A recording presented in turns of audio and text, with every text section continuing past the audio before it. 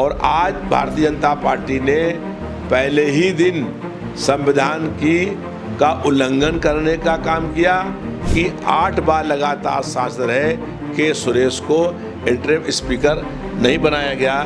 और अब जनता को चाहिए कि वो भाजपा सरकार को ही रद्द करने का काम करे। समाजवादी पार्टी के व्हिप का उल्लंघन किया था, क्रॉस वोटिंग करी थी कि इनकी सदस्यता रद्द करी जाए, और अगर आज ही चुनाव विधानसभा के हो जाएं तो समाजवादी पार्टी बहुत प्रचंड बहुमत के साथ विधानसभा में अपनी सरकार बनाने का काम करेगी। देखिए, बहुजन समाज पार्टी भारतीय जनता पार्टी की बी टीम हो गई है और बहुजन समाज पार्टी के सारे प्रत्याशियों का चयन भारतीय जनता पार्टी के कार्यालय में हुआ है। 4 PM न्यूज़ नेटवर्क में आप सभी का स्वागत है। मैं हूं क्षितिज कांत। 18वीं लोकसभा की कार्रवाई का आज पहला दिन था। आपने देखा सुबह सुबह सभी सांसद संविधान की किताब लिए अंदर एंट्री करते हैं और जिस समय प्रधानमंत्री नरेंद्र मोदी मंच की तरफ जाते हैं, आपने देखा राहुल गांधी ने संविधान की वो लाल किताब दिखाई और ये संविधान की लाल किताब पूरी लोकसभा चुनाव में चर्चा का विषय रही। और उत्तर प्रदेश में क्या कुछ हश्र हुआ भारतीय जनता पार्टी का, सभी ने देखा। हम बात करेंगे आज की जो पूरी जो लोकसभा की जो कार्रवाई हुई है उस पर। हमारे साथ बात करने के लिए लखनऊ लोकसभा के प्रत्याशी रहे रविदास मल्होत्रा जी हैं, इंडिया गठबंधन के समाजवादी पार्टी के प्रत्याशी। सबसे पहले तो आपका स्वागत है। धन्यवाद। आज पहला दिन था सत्र का, संविधान की किताब लेकर के सभी सांसद संसद भवन में मौजूद थे। वो दृश्य जब देखा आपने, कैसा लगा, क्या कहेंगे? 18वीं लोकसभा का आज प्रथम दिन था और इंडिया गठबंधन के सभी सांसद संविधान की किताब लेकर के आज लोकसभा में आए थे। हम लोगों ने संविधान की रक्षा के नाम पर चुनाव लड़ा और संविधान की रक्षा करना ये हम लोगों का पहला दायित्व है। इसलिए इंडिया गठबंधन के आज सारे प्रत्याशी, सारे सांसद किताब लेकर के गए थे। क्योंकि भारतीय जनता पार्टी का संविधान में कोई विश्वास नहीं है, इसलिए उनको दिखाने के लिए कि इंडिया गठबंधन संविधान के अनुसार चाहता है कि लोकसभा चले। लेकिन आज एक चीज़ और भी तो देखी गई, जो स्पीकर जो पद पे जो नियुक्ति हुई है उसमें जो 7 बार के सांसद भर्तृहरि जी हैं उनको रखा गया। 8 बार के सांसद जो सबसे ज़्यादा बार रहे हैं सुरेश जी के सुरेश, उनको नहीं रखा गया। प्रथम दिन ही संविधान की और संसदीय परंपराओं का उल्लंघन हुआ। जब कभी सत्र शुरू होता है तो जो सबसे सीनियर, सबसे अधिक बार सांसद होता है उसको इंटरिम स्पीकर बनाते हैं। और आज भारतीय जनता पार्टी ने पहले ही दिन संविधान का उल्लंघन करने का काम किया, संसदीय परंपराओं का उल्लंघन करने का काम किया और भर्तृहरि जो 7वीं बार के सांसद थे उनको इंटरिम स्पीकर बनाया, जबकि 8 बार लगातार सांसद रहे के सुरेश को इंटरिम स्पीकर नहीं बनाया गया। इसके विरोध में इंडिया गठबंधन के सभी सांसदों ने लगातार विरोध किया, लेकिन उसके बावजूद भी भारतीय जनता पार्टी ने भर्तृहरि को जो 7 बार के सांसद थे उनको इंटरिम स्पीकर की शपथ दिला दी। लगातार आप लोग सड़क से सदन तक के आवाज़ उठाने का काम किया, आप तो मुखर होकर बोलते हैं। अभी आगे कार्रवाई क्या होगी? नीट की परीक्षा लीक हो गई, अभी नेट की परीक्षा लीक हो गई, कैंसिल करा दिया। संसद भवन में सब बातें होंगी तो उस समय जो देश में जो प्रतिक्रिया होगी उस पर बात कर लेते हैं। और जो लीक हो रहे हैं पेपर, इस पर किस तरीके से आवाज़ उठाएगी इंडिया गठबंधन? देश की और जनता की ये प्रतिक्रिया है कि भाजपा की सरकार जो है वो परीक्षाओं को रद्द कर रही है और अब जनता को चाहिए कि वो भाजपा सरकार को ही रद्द करने का काम करे। इसका परिणाम आगे 2027 में भारतीय जनता पार्टी को मालूम पड़ेगा जब समाजवादी पार्टी की प्रचंड बहुमत से प्रदेश में सरकार बनेगी। लेकिन अभी उपचुनाव भी होने वाले हैं, उसको लेकर के भी चर्चा हुई होगी। आप पहले भी आपको बड़ी जिम्मेदारी कानपुर वगैरह में दी गई थी चुनाव के दौरान। लोकसभा के चुनाव हो चुके हैं, 10 विधायक सांसद हो गए हैं, उन 10 जगहों के ऊपर उपचुनाव होगा।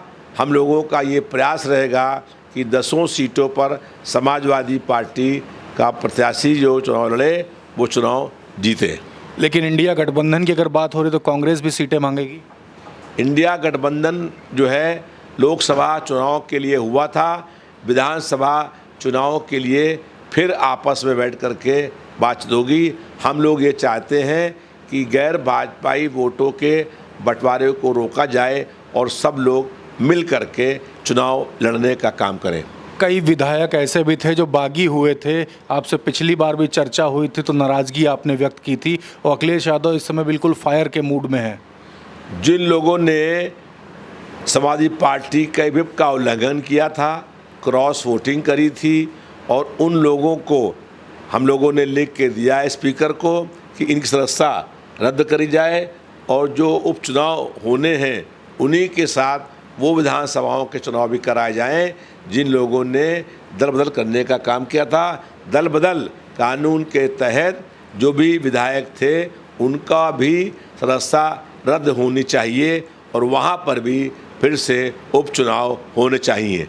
लेकिन अगर सत्ता के खेमे की, सरकार के खेमे की बात की जाए तो वैसा चाहते नहीं। दारा सिंह का क्या कुछ हश्र हुआ घोसी में, सबको याद है, और वो चाहते नहीं होंगे कि चुनाव हो। क्या करेंगे इस ऐसी स्थिति में? ये तो सच बात है कि उनको डर है कि चुनाव होंगे तो कई सीटों पर उनकी हार हो जाएगी, क्योंकि समाजवादी पार्टी उत्तर प्रदेश में नंबर 1 की पार्टी हो गई है, सबसे अधिक जन समर्थन मिला है, और अगर आज ही चुनाव विधानसभा के हो जाएं तो समाजवादी पार्टी बहुत प्रचंड बहुमत के साथ विधानसभा में अपनी सरकार बनाने का काम करेगी।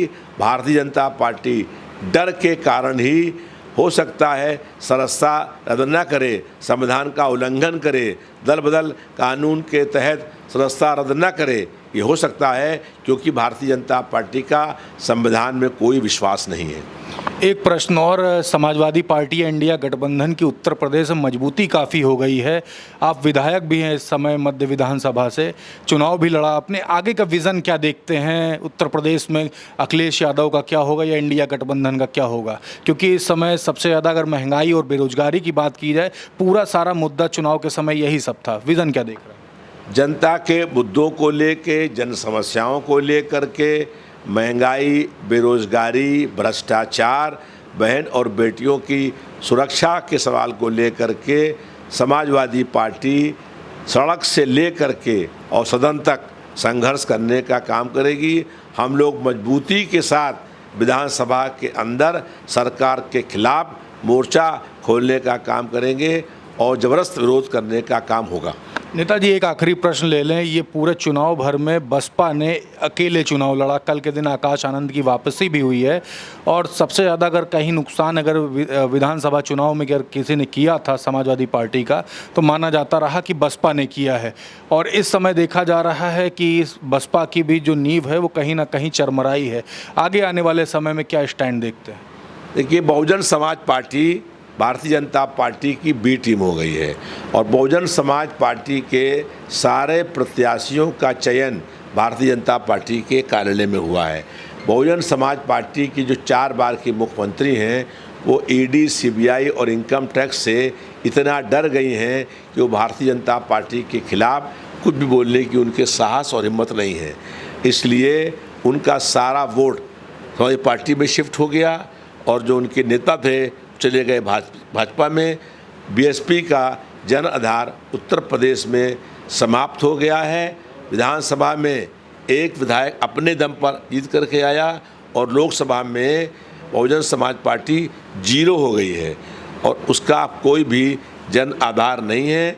वो भारतीय जनता पार्टी की बी टीम के रूप में काम करती है। धन्यवाद आपका। तो हमारे साथ रविदास मल्होत्रा जी थे, संसद में पहला दिन था और वहां पर आपने देखा संविधान की वही लाल किताब लेकर सभी इंडिया गठबंधन के सांसद उतरे थे, जिसको राहुल गांधी या अखिलेश यादव ने लेकर के पूरा लोकसभा चुनाव उत्तर प्रदेश में हिलाकर रख दिया। आपने देखा आखिर तक के हमारे तमाम प्रश्न थे, जिसमें मायावती की जो कार्रवाई हुई, एकला चलो के फॉर्मूले पर चुनाव लड़ा, वो एकला चलो का फॉर्मूला फेल हुआ और आखिर में कह ही दिया हर बार की तरह कि बी टीम की तरह वर्क करती है।